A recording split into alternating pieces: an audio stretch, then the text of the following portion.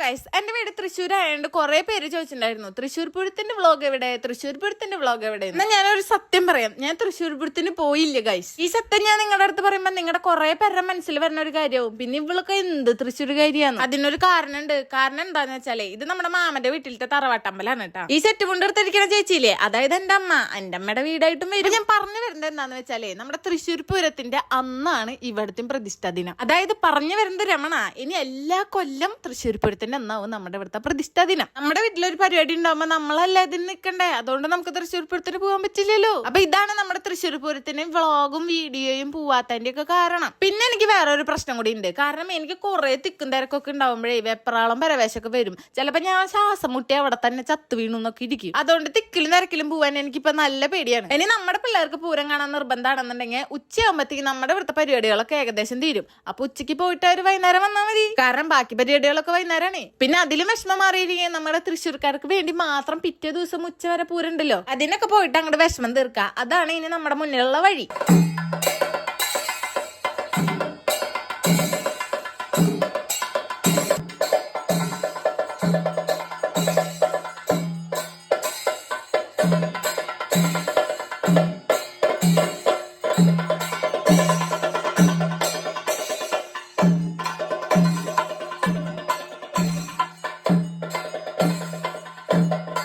Guys, എനിക്ക് ഇതിൽ എന്നെ നല്ല ഇഷ്ടമായി. ഒരു പെണ്ണ് കാണാൻ വന്ന ഒരു ഇതൊക്കെ ഇല്ലേ അതിൽ. പിന്നെ എനിക്കുള്ള വേറെ പ്രാന്താണ് ഈ കുറികൾ. കുറി എത്ര തൊട്ടുണ്ടെങ്കിലും ഇനിയും കിട്ടിയ വീണ്ടും വീണ്ടും തൊടും. ജർമ്മനിയുടെ കൊടിപോലെയാക്കി വെക്കുക. അവസാനം ഗണപതി പൂജയുടെ പായസമാണ് കേട്ടത്. നല്ല രസമുണ്ടായിരുന്നു ഈ പാൽ പായസം. അങ്ങനെ ഒരു 11-11:30 ആകുമ്പോഴത്തേക്കും നമ്മുടെ കാലത്തെ എല്ലാ പരിപാടികളും ശുഭമായി അവസാനിച്ചു. ഇനി ബാക്കി പരിപാടികളൊക്കെ വൈകിട്ടാണ് കേട്ടാ. രാവിലെ നമുക്ക് ഇഡ്ഡലിയും ചട്നിയും സാമ്പാറായിരുന്നു കേട്ടാ. എല്ലാം കൂടി കൂട്ടിമറിച്ച് ഒരു പിടി അങ്ങടെ പിടിച്ചു. സൂപ്പർ. അത് കഴിഞ്ഞ ഡ്രസ്സ് മാറിയിട്ട് കുറച്ചേരം അങ്ങോട്ട് കിടന്നുറങ്ങി. ഗണപതി പൂജയ്ക്ക് വേണ്ടി നേരത്തെ എണിച്ചില്ലേ. പിന്നെ തലേദിവസം നമ്മൾ കുറച്ച് നേരം വൈകിട്ടാണ് കിടന്നത്. അതുകൊണ്ട് കുറച്ചേരം കിടന്നുറങ്ങി. ചോറിന്റെ നേരെ ഇപ്പൊ അമ്മ വിളിച്ചു, ഞങ്ങൾ പോന്നു. അങ്ങനെ ഒരു നല്ല സദ്യ ഒക്കെ കഴിച്ചു. പിന്നെ ബാക്കി പരിപാടികളൊക്കെ വൈകുന്നേരമായിരുന്നു. പക്ഷെ വൈകുന്നേരത്തെ പരിപാടികളൊന്നും എന്റെ ഈ ഫോണിൽ ഇല്ല. അതുകൊണ്ട് ഞാൻ ഈ വ്ളോഗ് ഇവിടെ അവസാനിപ്പിക്കുന്നു. നന്ദി, നമസ്കാരം.